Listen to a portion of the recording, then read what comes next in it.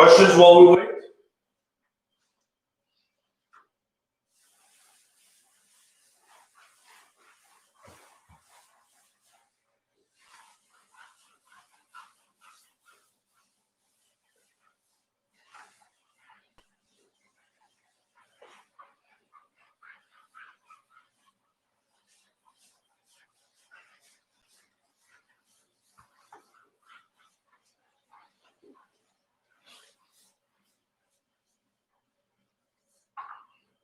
Morning, come on in. We're quite early today, but we can answer questions that you may have.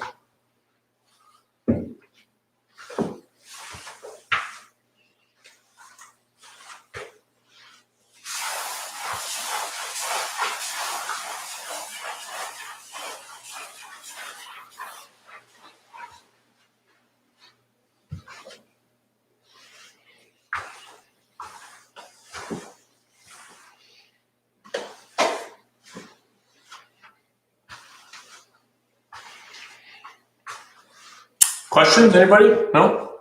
We're all good?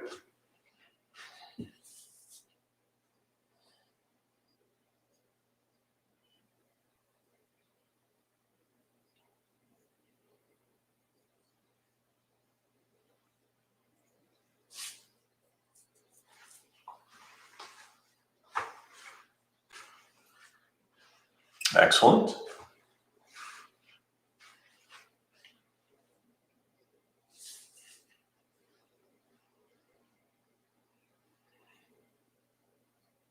I don't want to start right away. It's quite early.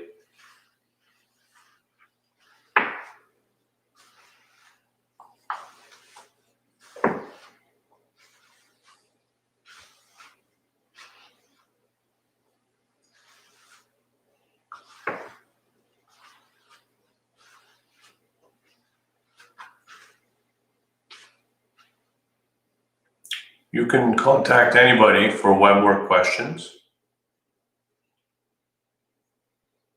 Everybody's available.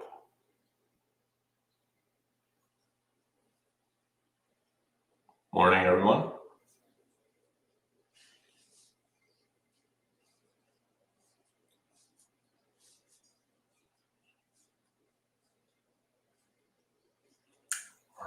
Good morning.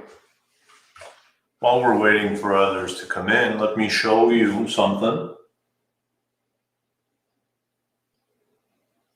Remember when I showed you that proof for n a to the n, you can figure out what that converges to.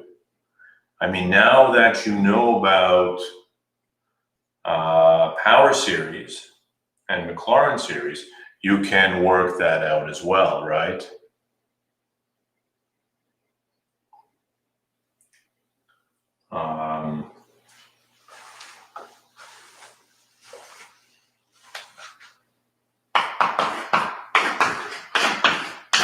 If a is less than 1,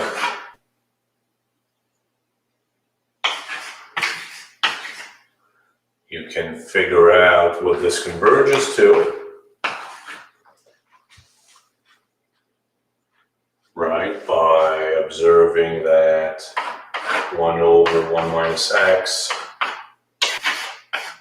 is x to the n, and that is essentially the derivative of this, right? So if you differentiate both sides, here you get 1 over 1 minus x all squared, and here you get nx to the n minus 1.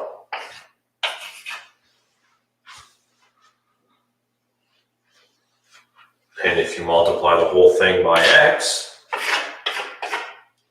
you get x over 1 minus x all squared is equal to the sum from 0 to infinity of nx to the n, which is exactly this when x is equal to a. So this is equal to a over 1 minus a all squared. Exactly the same result you would have gotten with the trick I showed you a few lectures back. Speaking of that trick,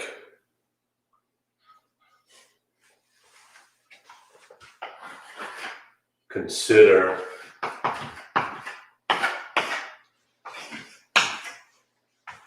you can apply the same trick to this.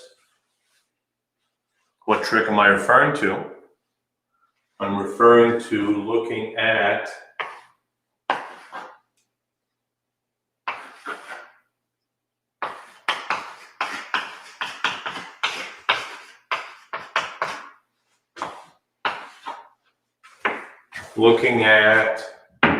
n plus 1 instead of n.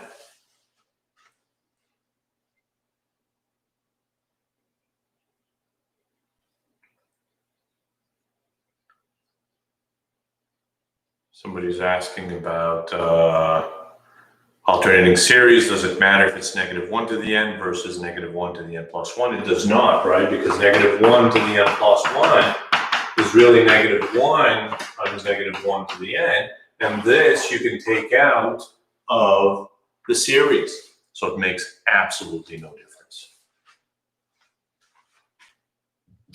This, by a change of index, is the series starting at 1. And then, if instead you use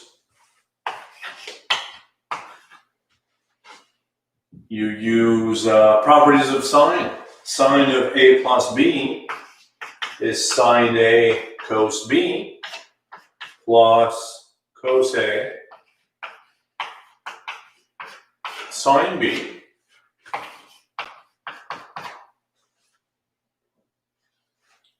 And, sorry, why is that a? It should be n.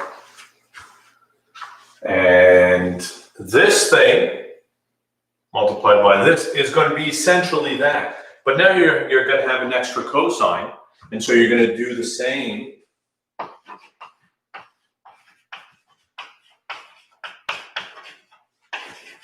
with cos n plus 1, a to the n plus 1. And now you're going to get two equations, two unknowns, where this and cosine n, a to the n, there's going to be the other unknown, and you can solve for both. I sent my office hours to Professor Humphreys. I thought he was going to post them. Maybe he didn't have time yet. Monday, Wednesday, 1 to 2. Monday, Wednesday, 1 to 2. If he hasn't posted it yet, I'll post it on my courses, and I'll give you the link to Zoom. We'll be doing this through Zoom. All right. Bouchal, you didn't miss anything. We're just talking. Questions before we begin? Morning, everyone. Come on in.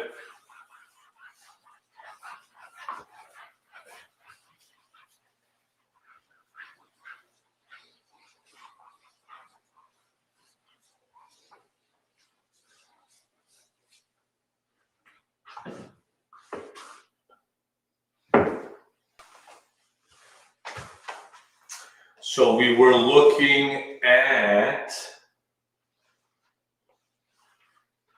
power series representations, and we introduced the idea of Mclaren series. And we saw Mclaren series for e to the x. Right, let's just rewrite it here. What did we see? We saw e to the x.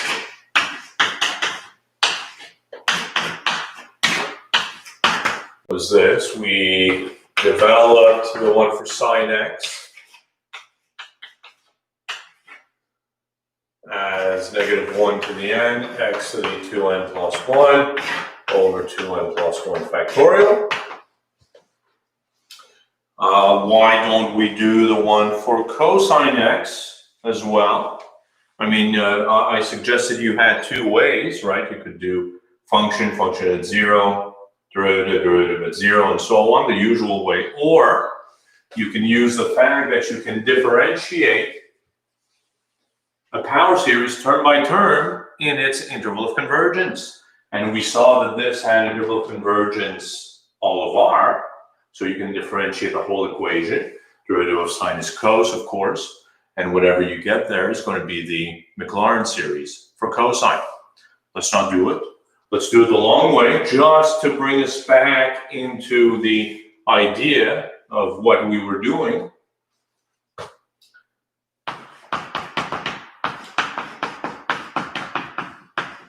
So let's develop the Maclaurin series for cosine.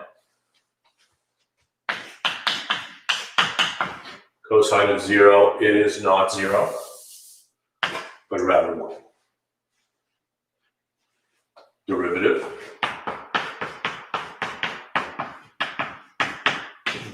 at 0. Second derivative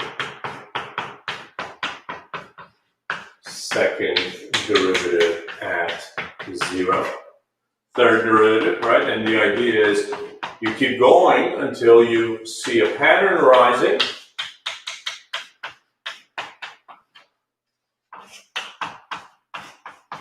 Fourth derivative at 0. And now, of course, the idea is for you to look back and notice that you are exactly where you started. So this is going to, again, cycle through, right? The next 4 derivatives are going to be what they were here, and so on and so on. We see exactly what the pattern is. Maclaurin series.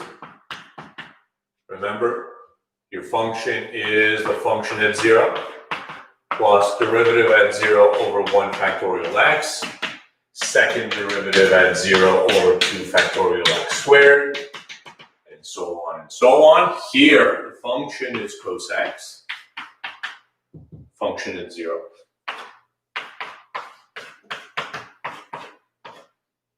Second derivative. Third derivative, fourth derivative, and so on and so on. Let's get rid of the zeros. What are we saying? 1 minus 1 over 2 factorial x squared plus 1 over 4 factorial x to the 4. We stopped here because we knew what was going to happen next. What does happen next?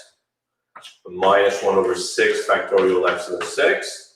The next one would have been 1 over 8 factorial x to the 8. Right? I mean, you have to keep going until you understand what's happening, until you see the pattern arising. And let me leave that here. Well,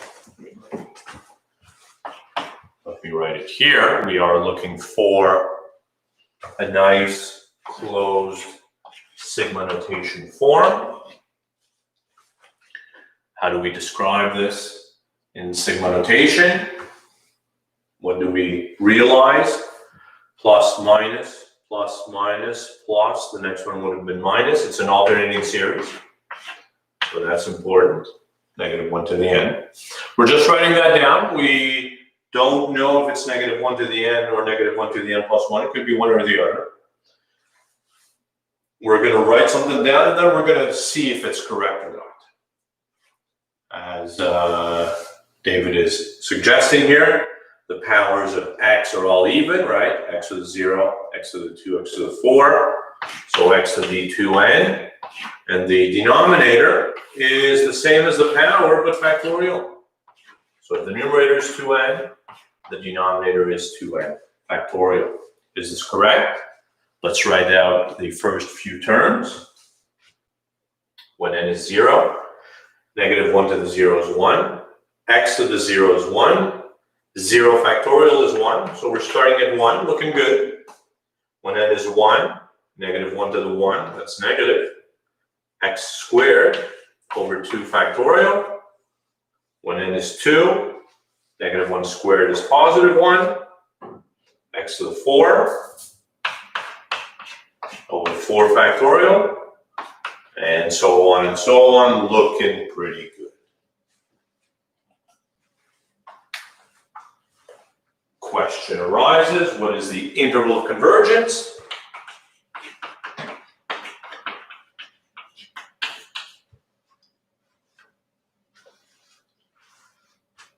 We assume 0 factorial is 1. That is the definition of 0 factorial, absolutely. And Dan already knows the answer. This is going to converge for all x,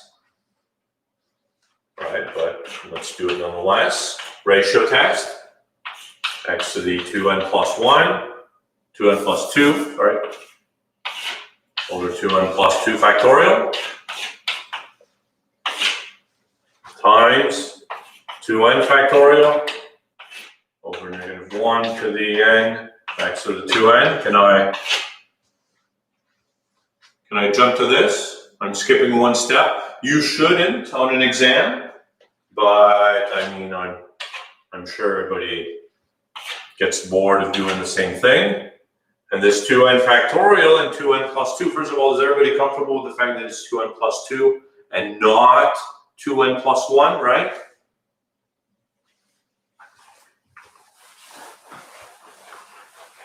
If there are no questions on that, I'll just move on, but make sure that you write. Oh, exactly.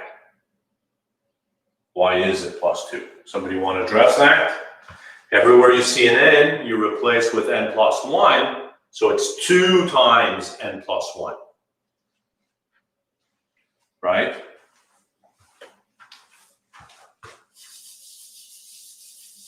This is 2 times n plus 1, which is 2n plus 2. People, has everybody seen that? 2 times n plus 1, which is 2n plus 2. Same with the power.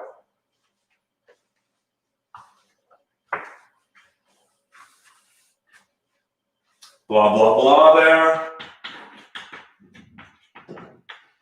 And we're left with x squared over 2n plus 1, 2n plus 2. Is everybody all right here? Whose limit, of course, is 0. 0 is less than 1, so converges for all x.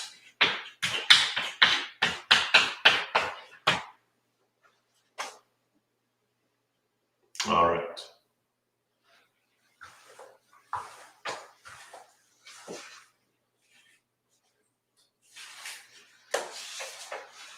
Let's do a few examples from the book.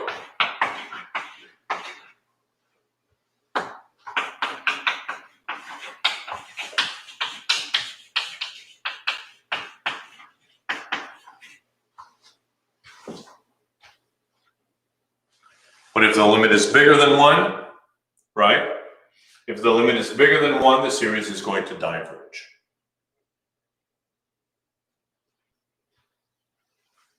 There is, of course, always one value of x, which will make the limit less than 1, right? When you're looking at something like this, when x is 0, everything is 0 except the first term. So, and as Dan points out, when L is equal to 1, you need to do another test, which is why sometimes we get a bounded interval, so you have to test the endpoints using another test, because of course the endpoints will give you a limit of 1, so you don't want to spend any time doing the ratio test again.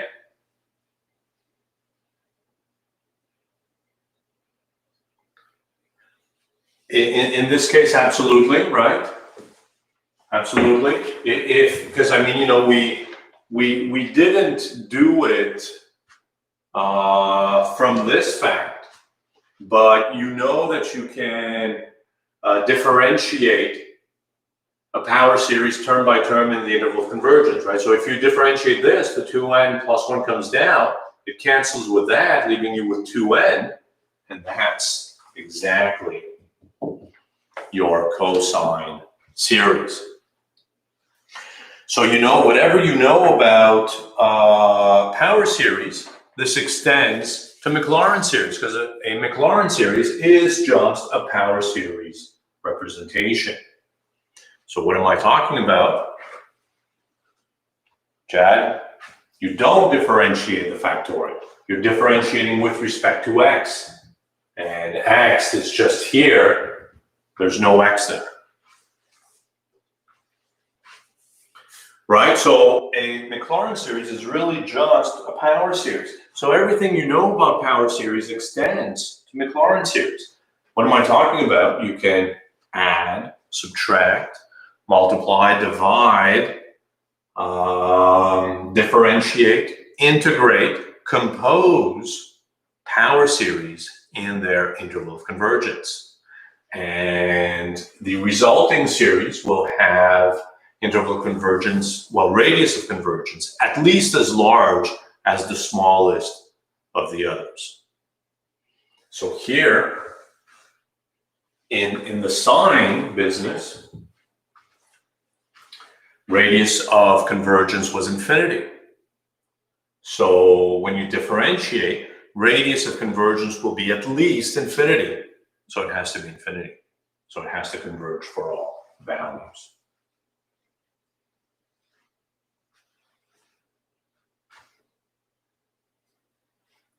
In this limit, x is just a constant. It doesn't depend on n. You could take it out if you wanted to. Limit would still be 0.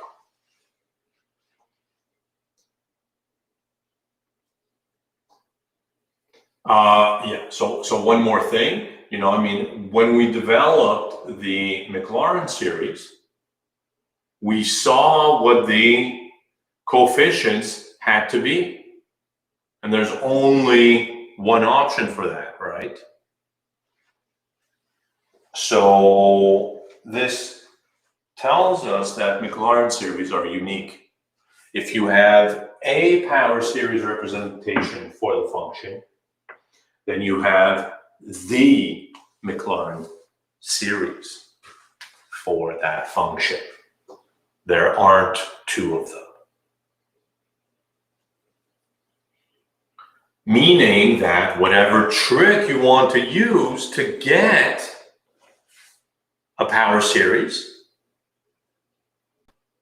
then it's all good.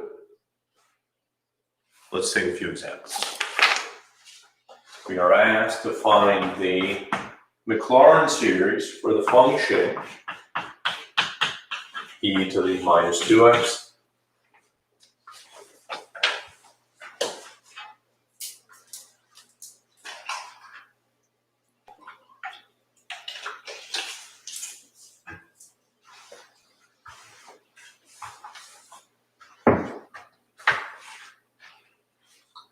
Well, when the limit is 0,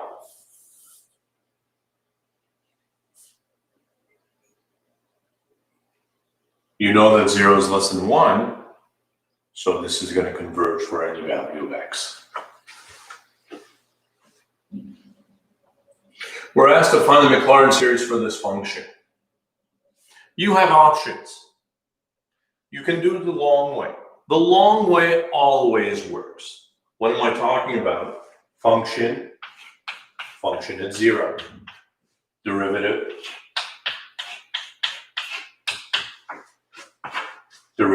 Well, so what is the derivative? Minus 2 e to the minus 2x. Derivative at 0. Second derivative.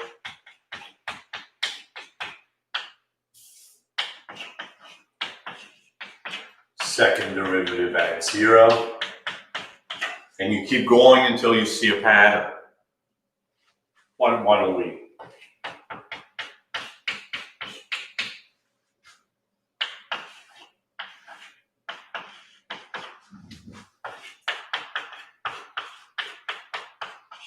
Do we see a pattern? I think we're starting to see one. What would the next one be? Right. Well, exactly that, right? I mean, Louis Charles is suggesting a a nice trick, which is what I was going to do originally, but then since I had already worked out a few of the derivatives, I thought we'd look at this one first and then consider the other one. But this brings up an interesting point. I mean, here we simplified a bit. You probably don't want to do that, right? So this should be minus 2 squared.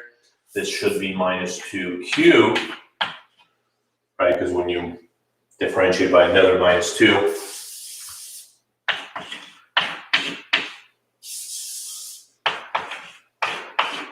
and then the next one is going to be minus 2 to the 4 and so on.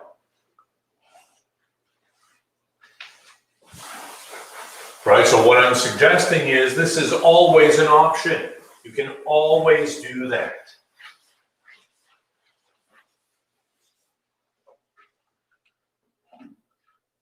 And what do we get here? F of x is f of 0 plus derivative at 0 over 1 factorial x. Second derivative at 0 over 2 factorial x squared and so on. So here, e to the minus 2x is 1 minus 2 over 1 factorial x plus minus 2 squared over 2 factorial x squared plus minus 2 cubed over 3 factorial x cubed and so on and so on. And we can rewrite this as minus 2 to the n x to the n over n factorial, where n goes from 0 to infinity. Or, if you prefer, minus 1 to the n, 2 to the n, x to the n over n factorial. And then you can work out the integral of convergence and so on and so on. But as a lot of you are pointing out,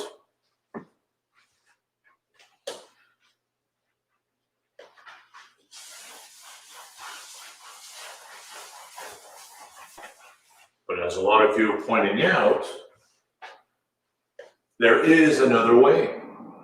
We know the Mclaren series for e to the x.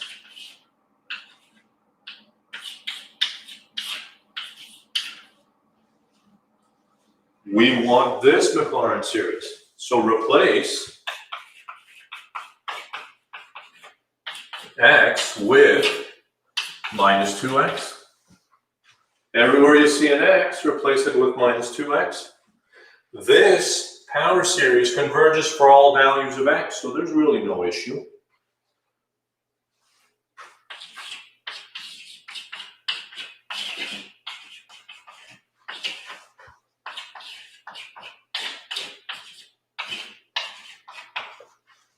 And now if you distribute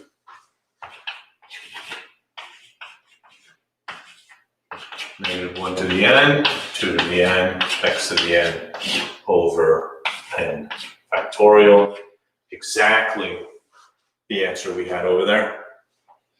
So there's no need to do all this work.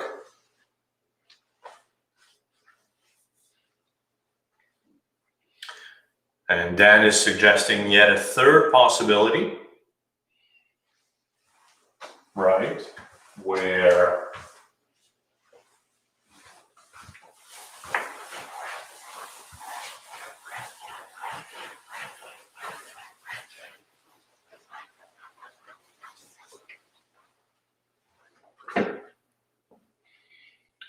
Dan is suggesting, what is he suggesting? He's suggesting that e to the minus 2x is really e to the x to the minus 2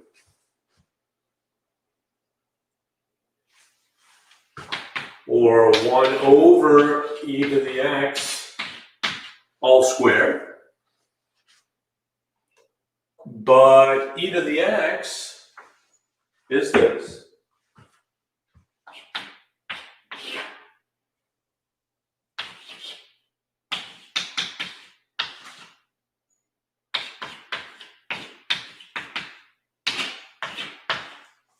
So you get that. And what is this? This is 1 plus x squared over 2 plus x cubed over 3 factorial, which is 6, and so on, squared.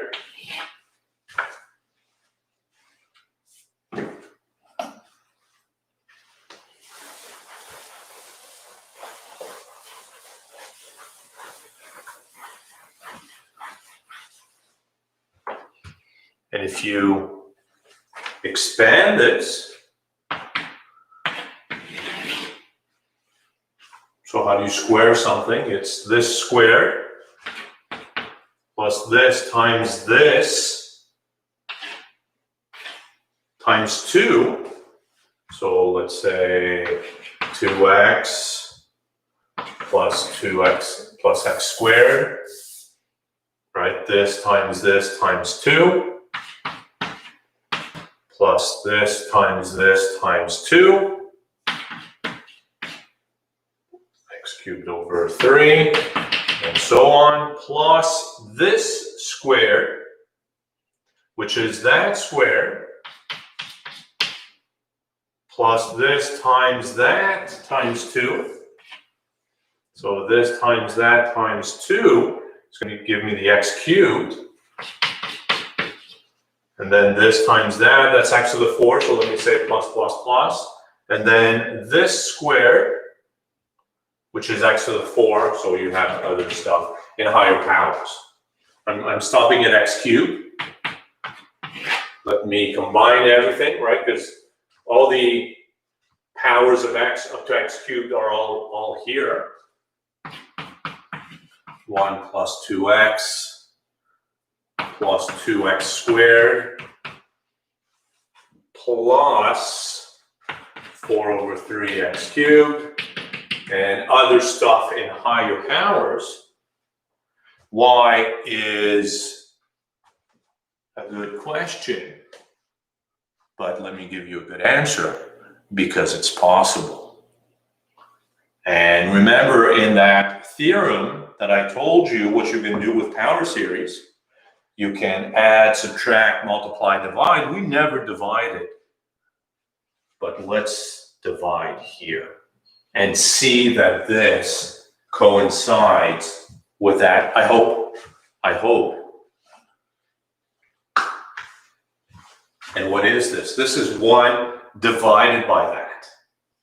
So let's do some long division. Like long division of polynomials, right? Because this power series can be treated as an infinite polynomial. So it's 1 divided by 1 plus 2x plus 2x squared plus 4 over 3x cubed into 1. So what must we multiply to 1 to get 1? Of course, the answer is 1. And you get 1 plus 2x squared, 4 over 3x cubed. And then you subtract this minus this is 0. This, there's nothing there, minus that. So you get a minus 2x squared minus 4 over 3x cubed. And you repeat. And you repeat, what must you multiply to 1 to get a minus 2x? The answer is minus 2x. So minus 2x minus 4x squared minus 4x cubed and other stuff. And you subtract again. This minus this, that's gone. This minus that gives us a 2x squared. This minus that, so that's plus. So that's 12 minus 4 is 8 over 3x cubed. And so on and so on. Repeat. What must you multiply to 1 to get 2x squared? The answer is 2x squared.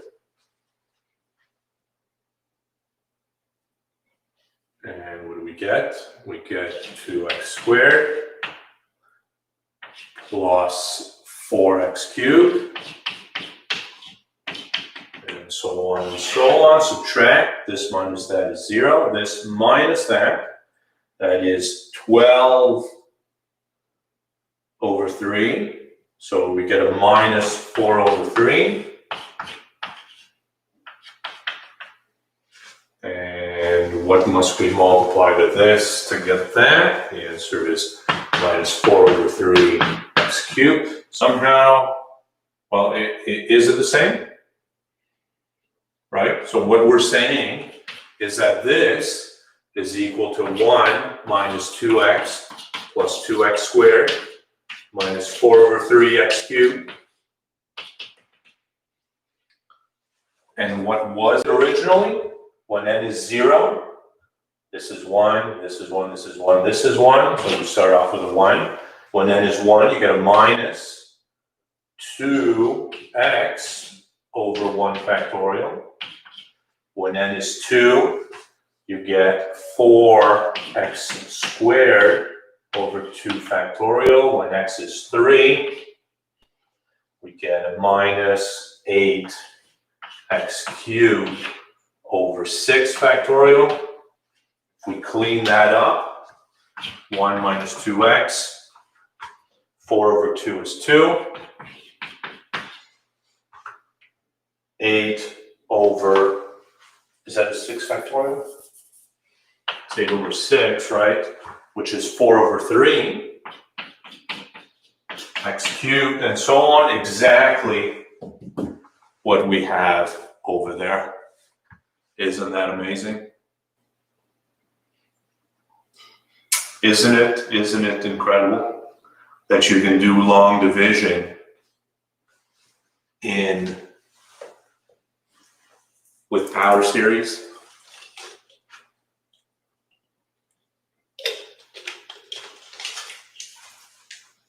Of course, the drawback is that you don't really see the pattern here. It's going to be difficult to rewrite this in this nice closed form, but sometimes that's the only possibility you have.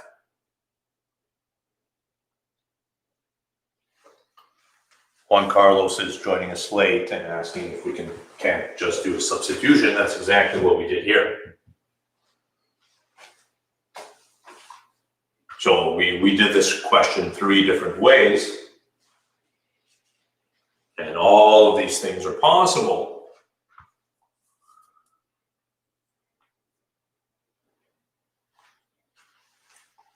Matthew's asking if we can use the series done in class, or namely these 3 important series, either the x, sine x, and cosine x, as a basis, and that's fine. I mean, look, first of all, here's what I expect from you. I don't really expect you to learn them by heart. I expect you to have done them so often that you know them. That you know them as I know them.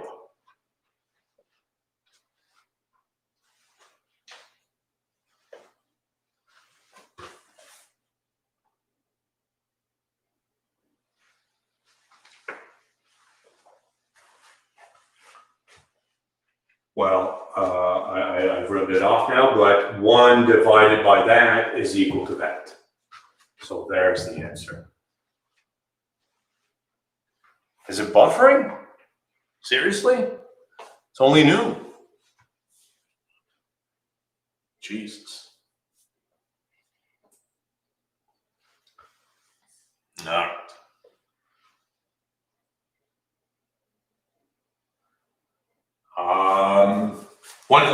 Let's do another one.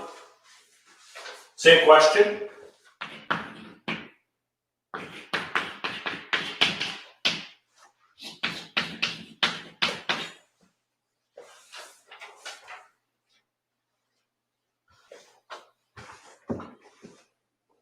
An easy question. An easy question. Yeah. Yeah,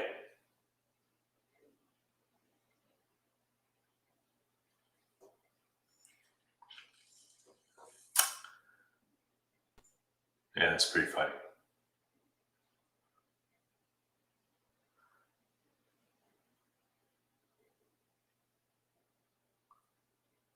All right, so I mean, you know what to do. We just saw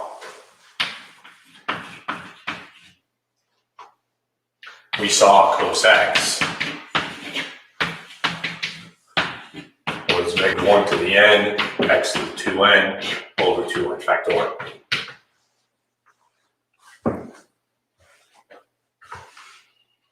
And you know you can multiply power series in their interval convergence. And x is its own power series. Exactly, just slap an extra x in there. Multiply the whole thing by x.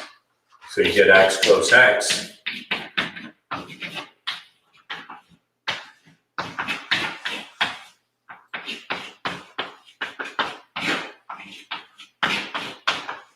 And there it is.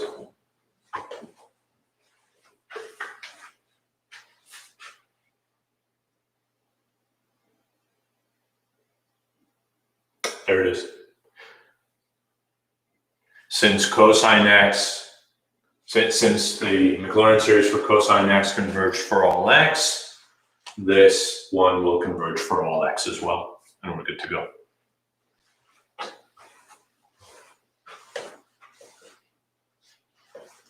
Can we generalize the idea of Mclaren series?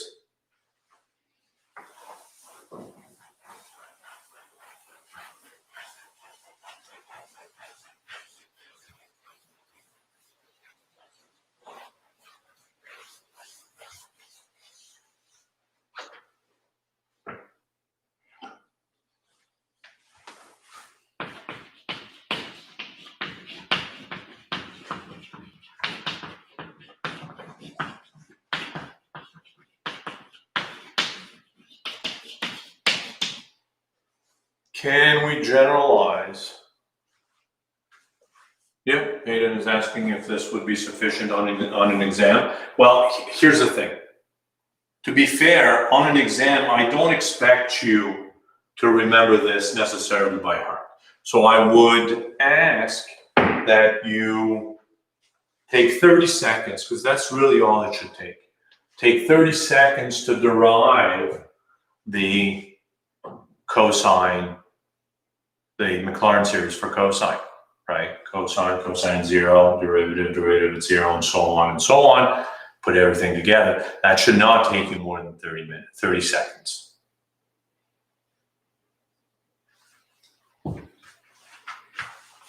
And then you didn't assume anything. Well, what if you memorized it? Exactly.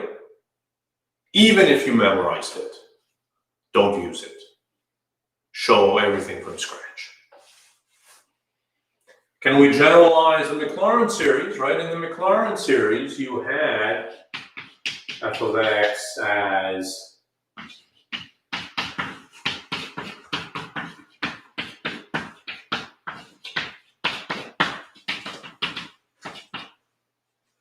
right? You had powers of x. And think back to power series. We generalized power series, right? Instead of having just powers of x, we had powers of x minus c.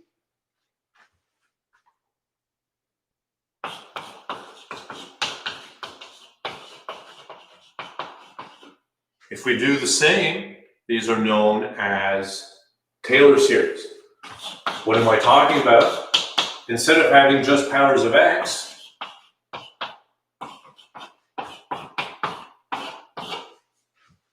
we are looking at powers of x minus c.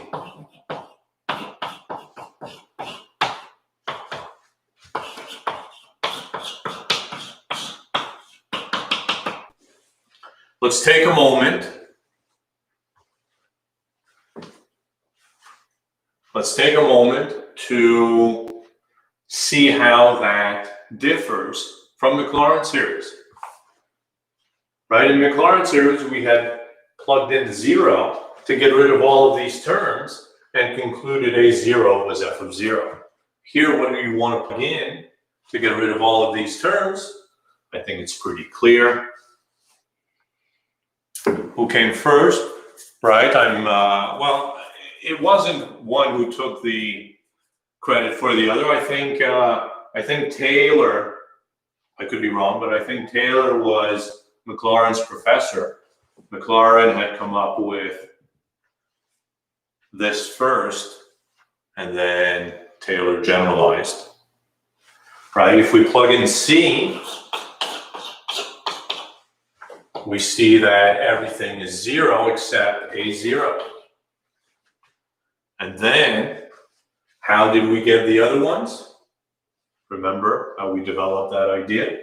We differentiated. Let's do the same thing here. If you differentiate term by term, A0 is gone. The derivative of this is just 1. The derivative here, 2A2x minus c. The derivative here, 3A3x minus c squared. And so on and so on. Right? Maclaurin is really a Taylor series where c is equal to 0. Exactly that. So it's an immediate generalization. And everything that was done here actually works there as well, right? So you're going to plug in c, and you see that this is 0, this is 0. Everything is 0 except the first term again. And everything that was developed in Mclaren series works as well. So, keep going, blah, blah, blah, and we see that AN, right, the same thing happens, right? Here, when you differentiate, you get to 2 times 3, and so on and so on. It's the same idea, exactly the same thing. The ANs in general is the nth derivative at c over n factorial. So exactly, well, let's say analogous to Maclaurin series. So let's put everything together. F of x is f of c plus the derivative at c over 1 factorial x minus c. Second derivative at c over 2 factorial x minus c squared, and so on and so on. Obvious questions students have: why? Why? Why? And the answer to that is, think back to, so here's a question, why? Think back to geometric series, right? The geometric series, 1 over 1 minus x is x to the n. This is valid only for x in the interval minus 1 to 1. What about outside? Exactly that, as Vishal is suggesting, it allows us to do values further from 0. In fact, right here, this is only valid in the interval minus 1 to 1. But if you look at this function, you know this is valid outside of that interval as well, right? If you went on the interval 2 to 3, you don't have an issue here. It's all good. But this doesn't make sense anymore. So is there a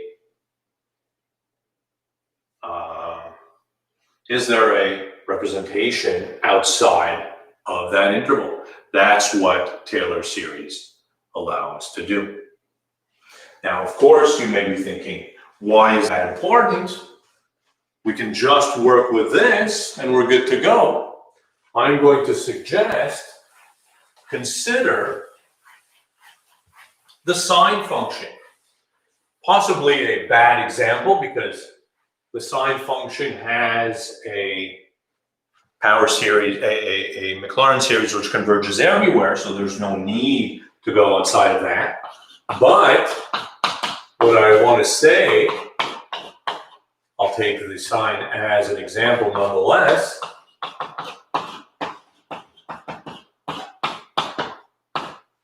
And mention that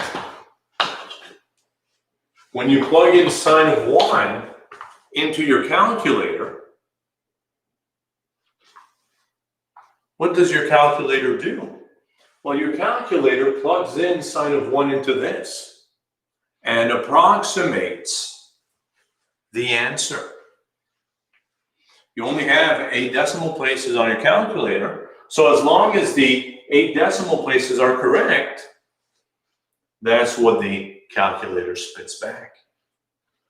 So you see the importance of Taylor series now, right? Very useful on your calculator. Well, now, I mean, again, you're thinking there's no point in going outside that interval. But what if you took a more complicated function, like ln? Ln x isn't even defined at 0. So there's no hope of a Mclaren series around 0, but you can take it around something else though.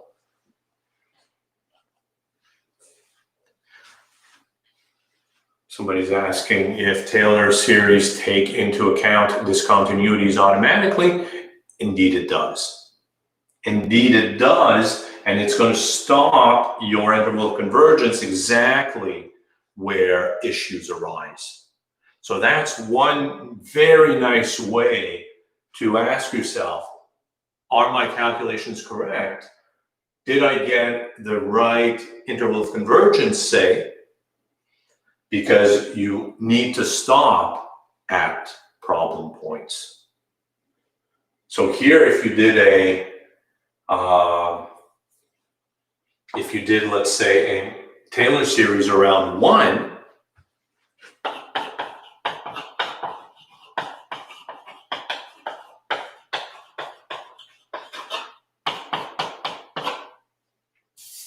let me call it C for center, right? If you take a Taylor series around 1, your interval of convergence is going to be centered at 1. You know you have an issue with 0. So without doing too much work, I would not expect the radius to be more than 1. Do we want to do this example? Let's do it. Here's the question. Find the Taylor series of ln x around 1.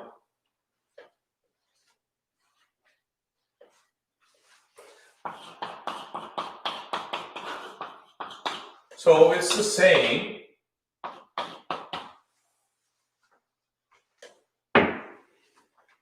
Dan is asking, does that mean you shift the graph to the right? No. No.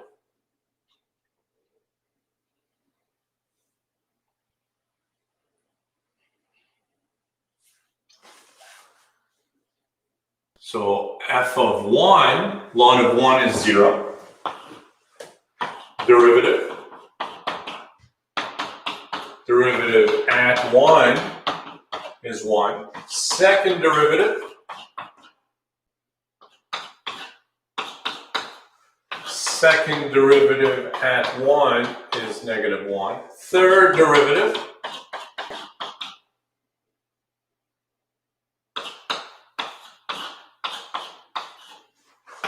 Third derivative at 1 is 1 times 2. Again, right, the idea that I'm suggesting is you should not simplify anything. You want to see a pattern arising. And you do enough until you see the pattern. Fourth derivative minus 1 times 2 times 3 over x to the 4.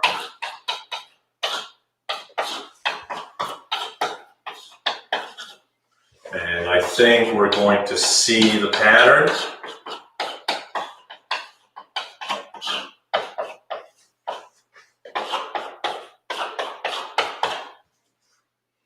Times 2 times 3 times 4. Do we see the pattern arising, right? It's going to be alternating. And the nth derivative is actually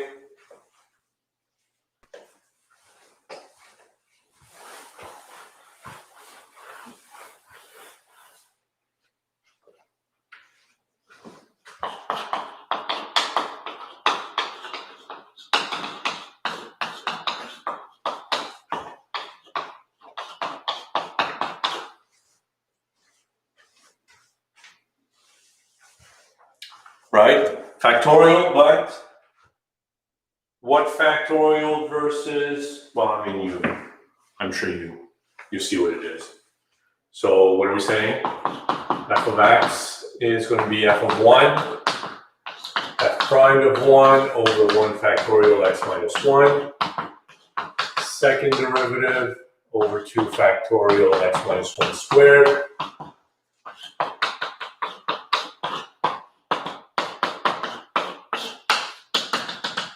And so on and so on. Charles, thank you, and minus 1 factorial.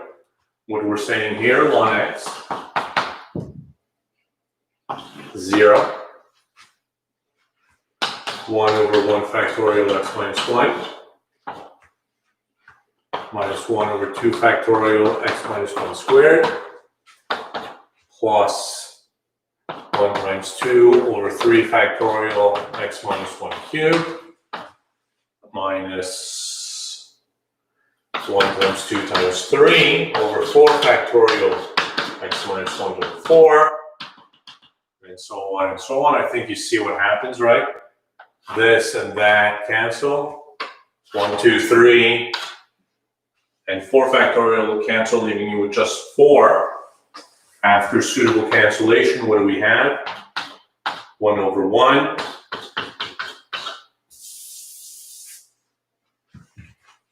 Minus 1 over 2. Oh, let's write it as 1 over 1. X minus 1 plus 1 over 3. X minus 1 cubed. Minus 1 over 4. X minus 1 over 4. And so on and so on. In other words, we can rewrite this in a nice sigma notation form. What is it?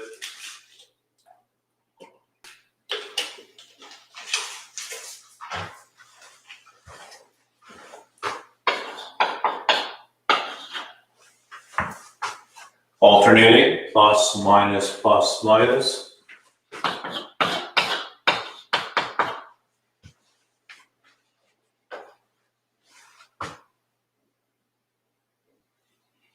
One over 1, 1 over 2, 1 over 3, 1 over 4. In other words, 1 over n. X minus 1 to the n. Let's check. Could be wrong.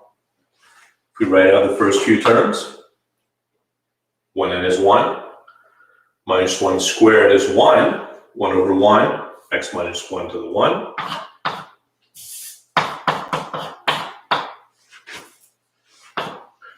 When n is 2, minus 1 cubed is minus 1, 1 over 3, oh, 1 over 2, sorry. When n is 2, x minus 1 squared.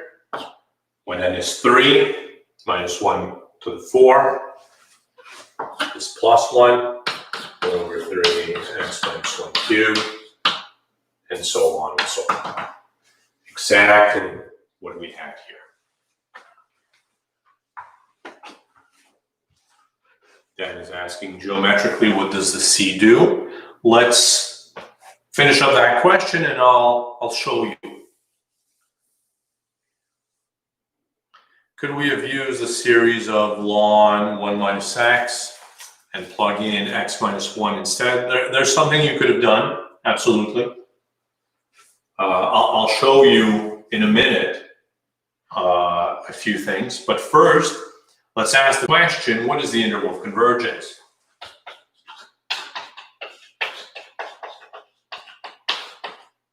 Right, now that we have is C the value the sum starts at? It is not. We're just trying to express this in a nice closed form. This has absolutely nothing to do with C.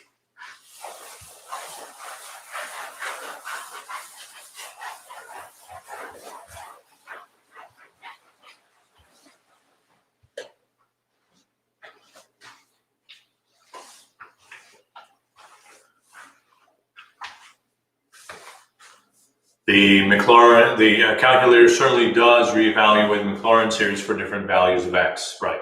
Since the series doesn't converge for all x. Absolutely. Let's see the interval of convergence here. So n plus 2, x to the x minus 1 to the n plus 1 over n plus 1, the whole thing divided by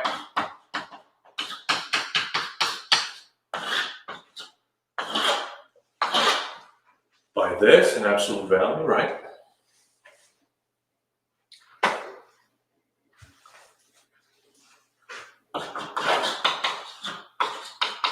You are multiplying by a fraction, you're dividing by a fraction, we'll multiply by the reciprocal. What do we get?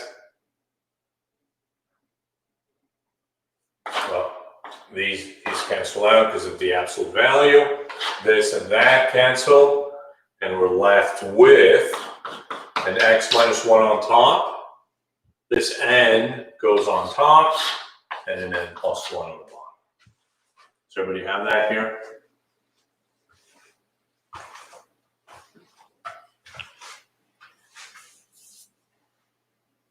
As n goes to infinity, of course, we recognize that this goes to 0. Quick L'Hopital's rule, or factor out an n. Philip C is 1, that was given. We were looking for the Taylor series around 1 for 1x. That was in the question.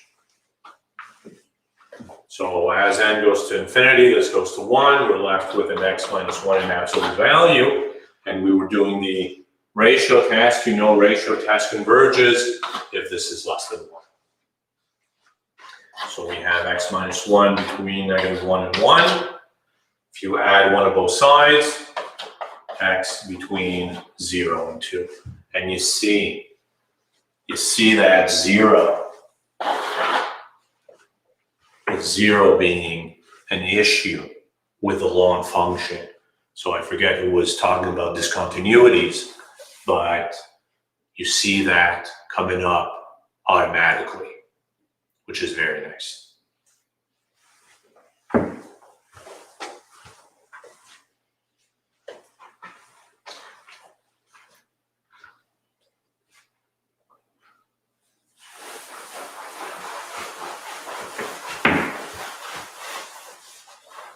Let's just rewrite here what we have found. We have found the Taylor series for ln x to be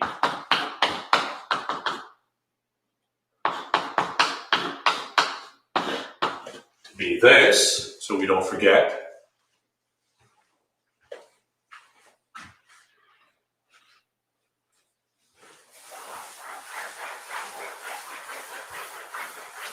And so far we have radius of convergence 1, right? We have this interval of convergence.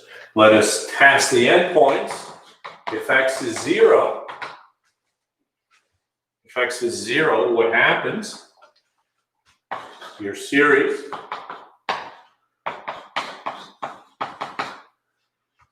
when x is 0, this is negative 1 to the n.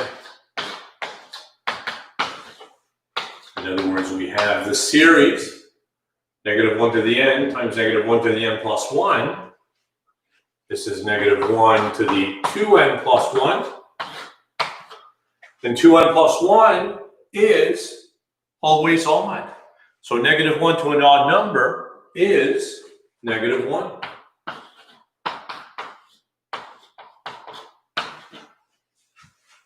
And what do you know about this series?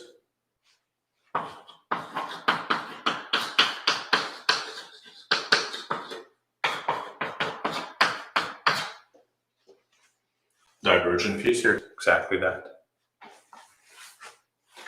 This comes as no surprise, right? Because you knew we had an issue with ln of 0. Ln of 0 is not defined. We did not really expect the series to converge. Right? In fact, ln of 0 in a limiting sense can be thought of as negative infinity, which is exactly what this gives us.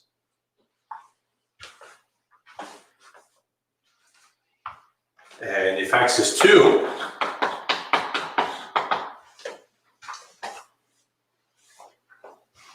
how do we choose a value of c? In most of the questions, it's going to be given. If x is 2,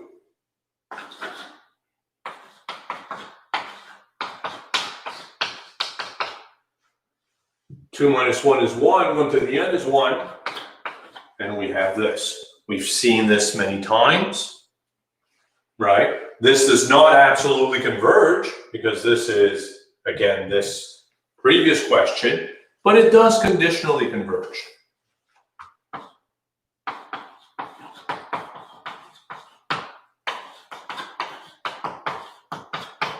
By the alternating series test.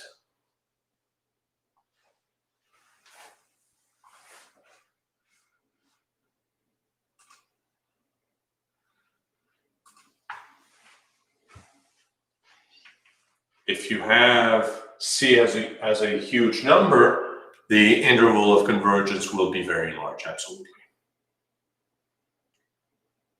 And as Matthew suggests, you may sometimes want to work backwards, because, right, I mean, if you were asked to approximate ln of some value, you could work backwards and make sure that the value you choose is in your interval of convergence. Can you switch one for any value without redoing the entire series? I'll show you. I'll show you momentarily a trick. Well, or the way I would have answered that question, right? Because first of all, we did this the long way, right? With the function at 1, derivative at 1, and so on.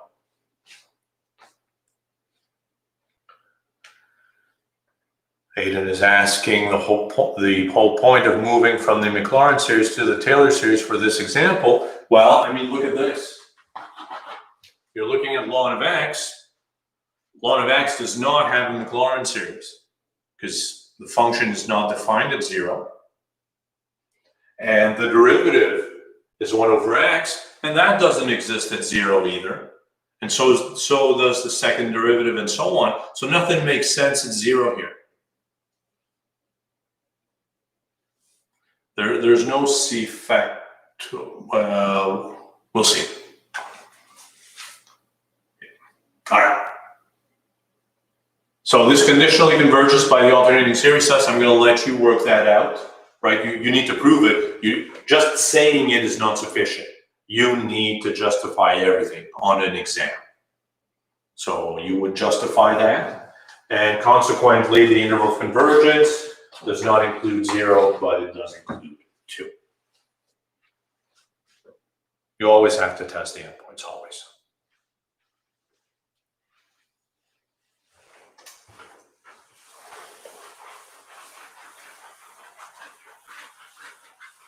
All right. So, we got the Taylor series for ln x in a way that always works, what would I have done?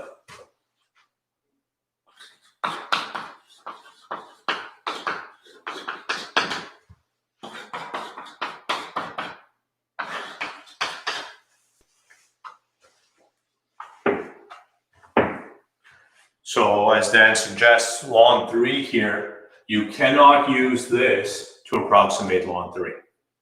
Exactly that.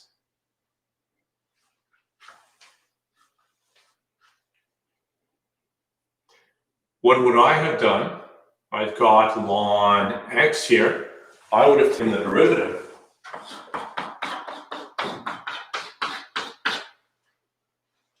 Which is 1 over x. And then I would have added a 0.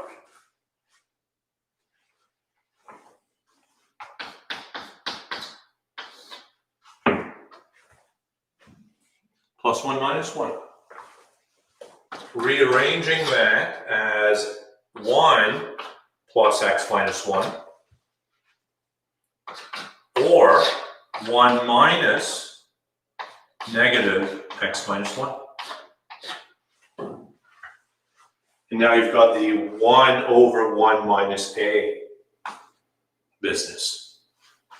So this is negative x minus 1 to the n.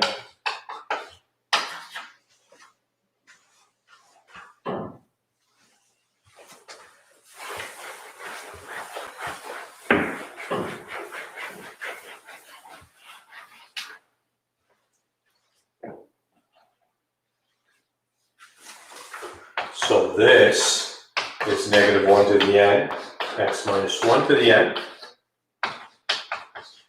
But that is the derivative. You don't want the derivative, you want the original function. So integrate.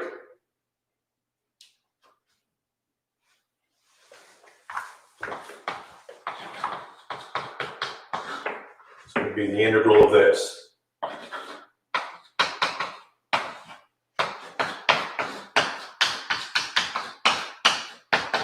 And you know you can integrate term by term in the interval of convergence.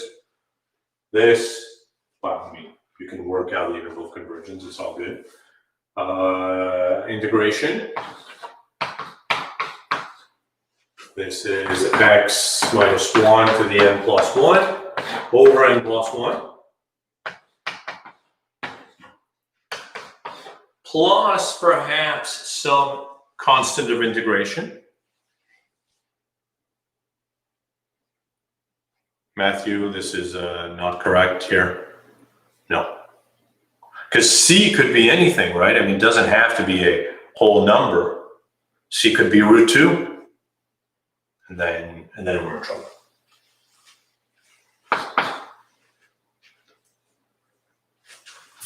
And what?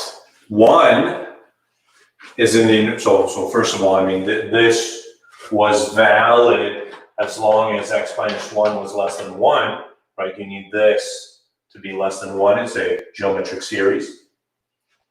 So x equals 1 is in the interval of convergence.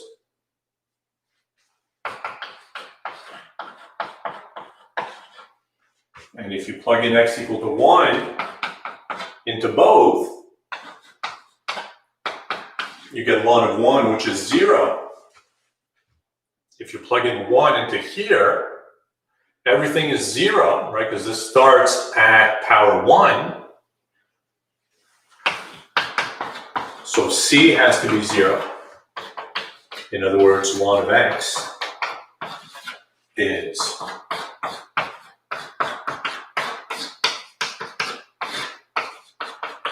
this. Well, I mean, you have x minus 1 to the n plus 1. You could re-index everything, right?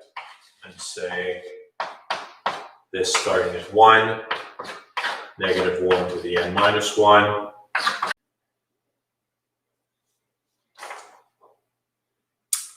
How are we doing?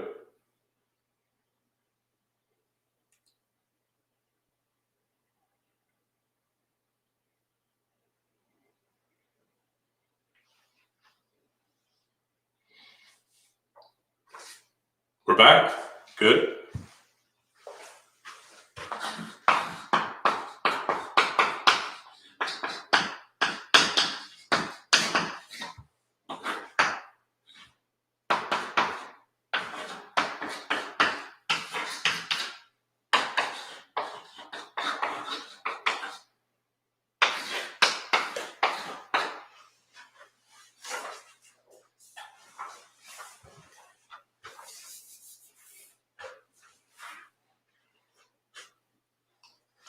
All right.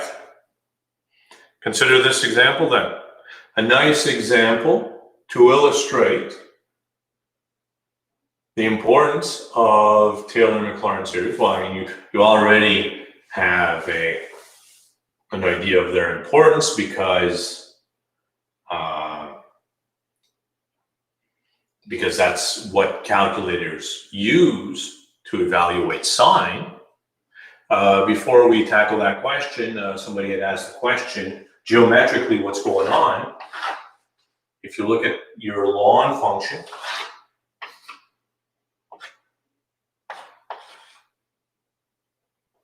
what we're saying is that this infinite polynomial, right? I mean, if you just stop adding somewhere,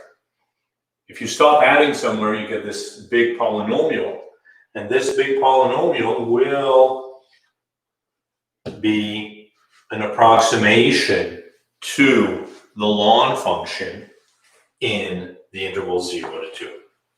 If you go outside that interval, it might stop being a good approximation, but inside the interval, it's a good one.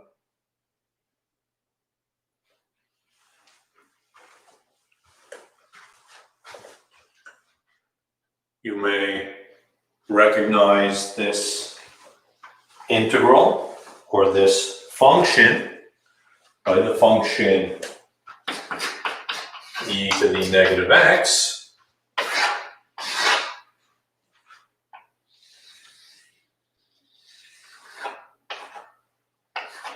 A tremendously important function. It's essentially the normal distribution and probability. It's also the bell curve. When you talk about curving an exam, this is it.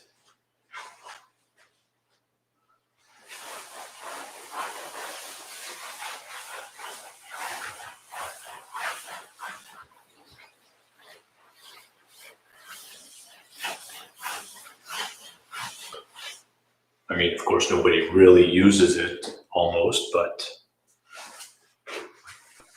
when actually doing some curving, but I mean, some people do use it and stick to it closely. There it is. So these integrals are of crucial importance, but if you did 141, you may know that this function does not have a simple closed form antiderivative.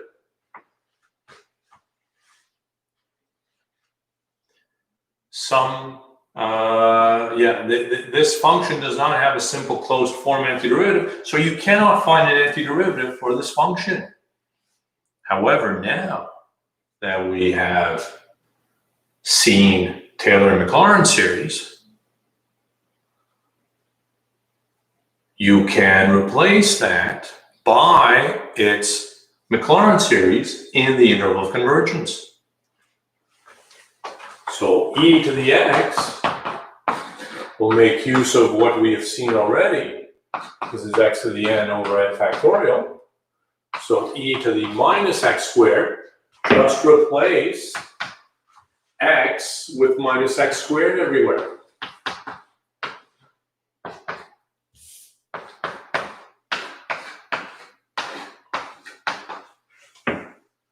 And we get that.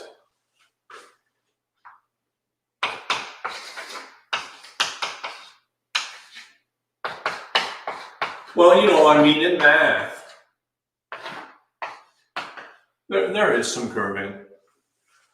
I mean, you know, these low-level courses, Cal 1, Cal 2, Cal 3, linear algebra, people usually do well enough that no curve is necessary. But sometimes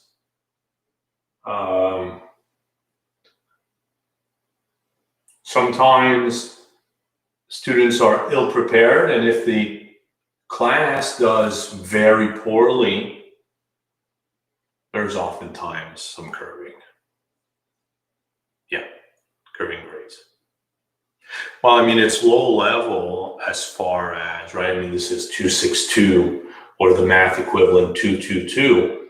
This is low level compared to 564, 565. Yeah. So that's all I mean. Why do we use Maclaurin and not Taylor series? Well, first of all, you know that the interval of convergence is all of R. So there's no reason to introduce another level of difficulty having some center that is different from zero. Moreover, if you look at the integral, we're very close to zero as well. So you want to 564, 565 is measure theory analysis.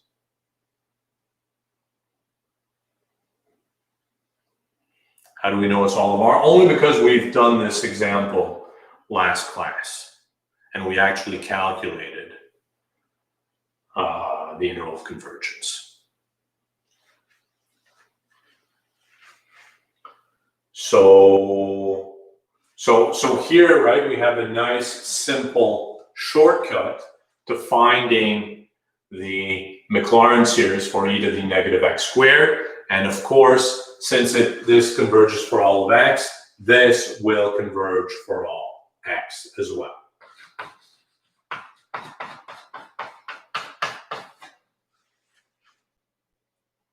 And since the Maclaurin series is unique, we have a power series representation, so we have the Maclaurin series.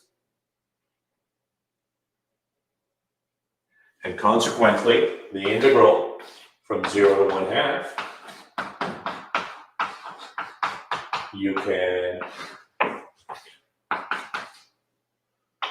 use this instead. Because you know you can integrate term by term in the interval of convergence.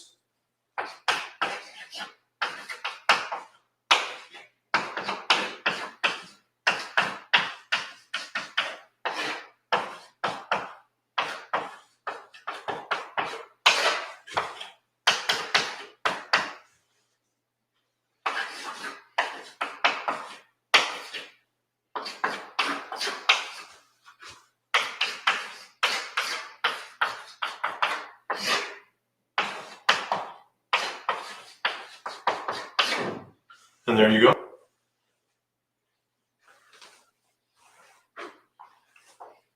Yep. So Adamar, we are using the Mclaren series here. First of all, because it's easier. Secondly, because our interval of convergence is all of R, and we are also very close to zero. So these three reasons together suggest that there's no point in going elsewhere.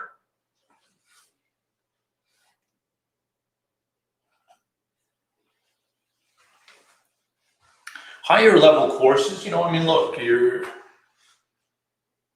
McGill, I want to say, prepares you very well for higher level courses. So, you know, you learn what you need to learn, and everything is fine.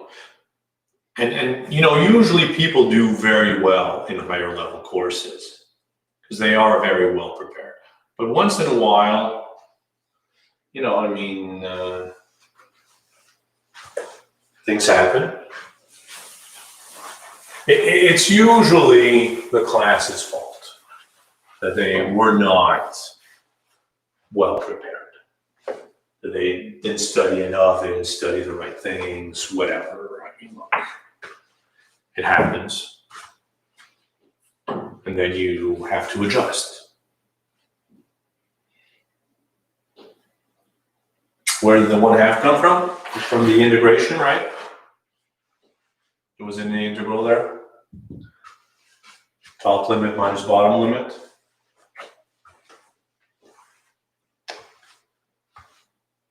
Well, you know how the GPA is calculated. No Feynman integrals. Well, I mean, so let's take a step back, and what are we saying? We're saying that this integral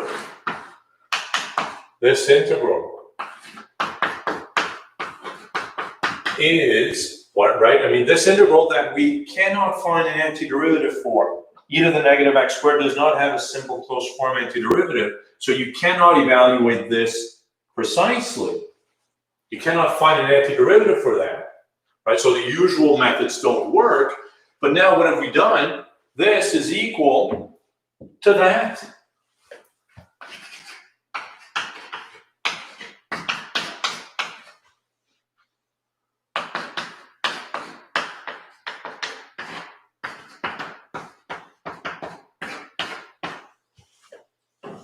Right, you see what's happening? These two things are now equal. So this, which is an important, a tremendously important integral in probability,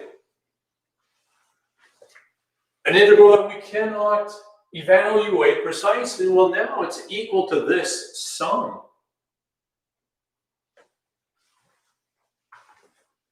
It's equal to that sum, which we don't know what the actual series converges to, but we can approximate. And usually an approximation is good enough. When you plug something into your calculator, you don't get the actual value, you get an approximation. And you're ready to work with that. You're willing to work with that. So here, right, these two things are equal, so now we can approximate this to within 0.001, as the question asked. And luckily for us, it's easy to see that this is an alternating series which satisfies the alternating series test. You really should prove it, right? You should show that the limit is 0. That's very, very easy to show. You should show that this term is decreasing.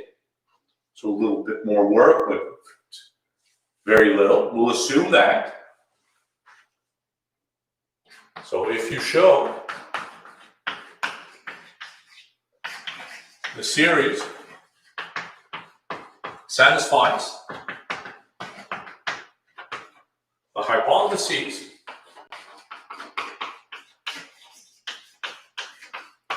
of the alternating series test, you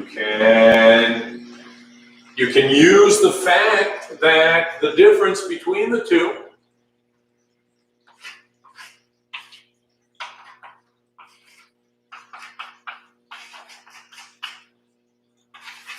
minus the sum from 0 to some point n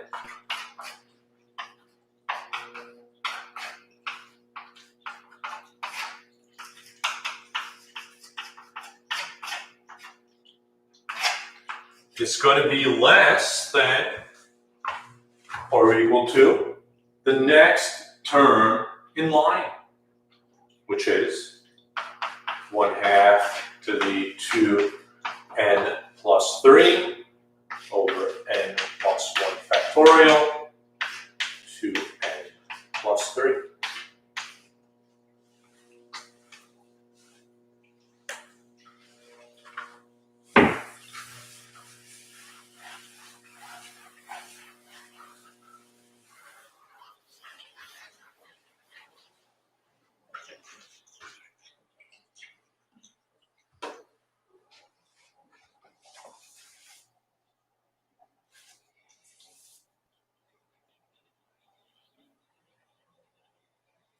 So as long as this is less than 0.001, we're good to go.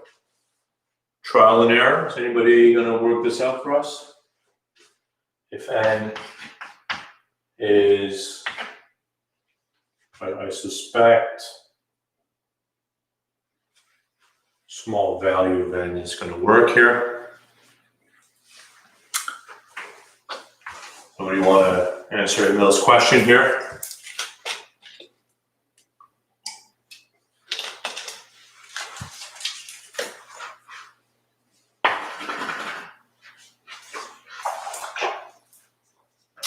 We didn't, and that's the answer. We're integrating with respect to x, and factorial does not have an x there. Is this the last series lecture? I was hoping it was, but it isn't. It isn't because we're running out of time, and I still haven't finished the material. So we'll finish on Tuesday. It's fine.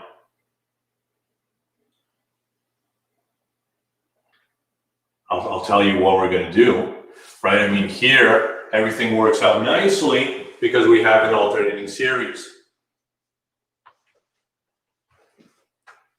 Right? The approximation works out very easily because we have an alternating series, and we can use the result of the alternating series test to tell us how many terms we need to add. What if it isn't? What if, thank you, Charles, 4 zeros, 20,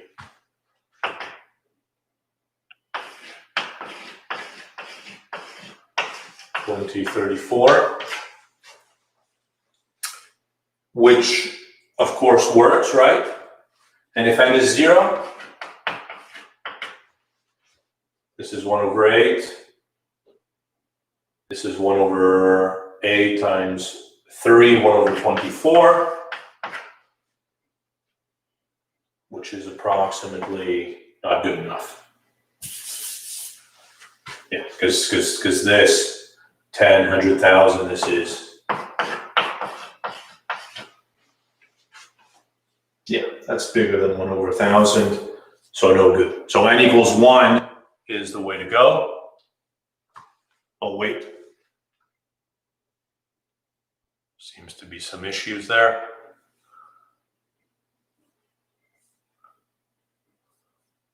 That's n equals 2. And that is equal to 1. We have, sorry about that, 0.003. Very well. Okay, I'll believe it. So, very good.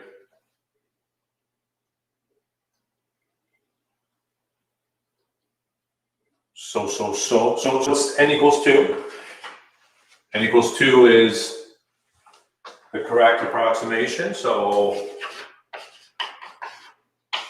if we add the first 3 terms,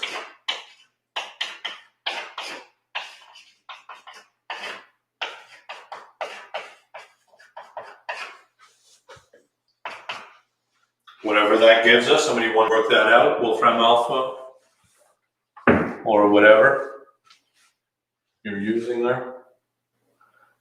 The sum from 0 to 2. And you get some value, which is going to be an approximation to this, to within 0.001. It's actually better, right? It's actually to within this, but there it is.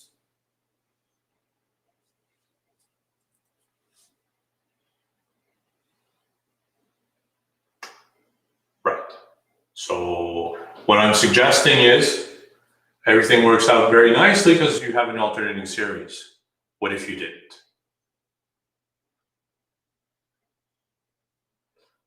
Yeah, no, just type in Wolfram alpha into Google. It'll bring you to the Wolfram alpha. I think it's wolframalpha.com website.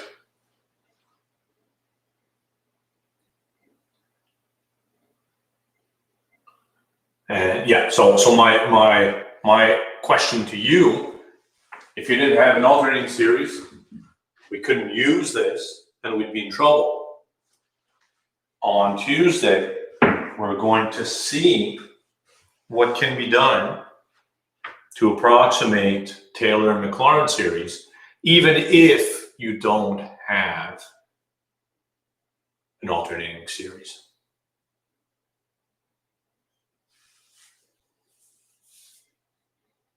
Exactly. Matthew, since we have an alternating series here, you know that the difference, the error, is less than the next term in line. I don't believe there is a course where you learn Mathematica. I've never really used it anyways. All right. Thank you all for coming. Jeremy, thank you.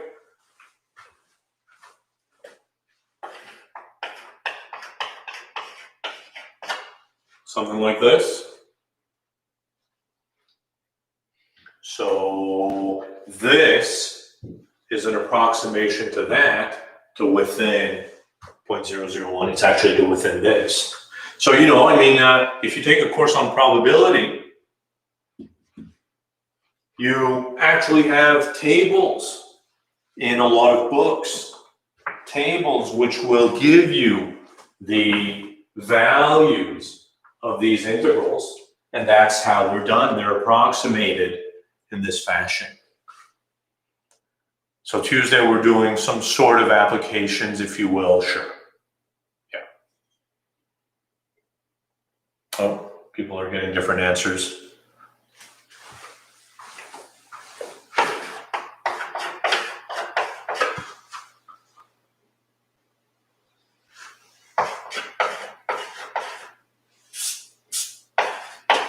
Well, one or the other, let's say. All right, anyways, I'll let you work that out. I mean, look, you could just write out the first. I mean, it's only three fractions, right? And then somebody had given me 433 over 960, which seems to be less than a half, which would suggest this as well. Thank you. All right. Oh, so Jeremy has suggested that it's the second one. All right, thank you. Great. Okay, so yeah. So on Tuesday of next week, we'll finish up this discussion, which has already taken us way too long. But it's great stuff nonetheless. Thank you all for coming. You guys have a good weekend, and I will see you on Tuesday. I've posted office hours, right? Monday. Well, I think in your class they're not posted, but Monday, Wednesday from 1 to 2. I'll make sure to post them over the weekend. You guys have a good one, and I will see you on Tuesday.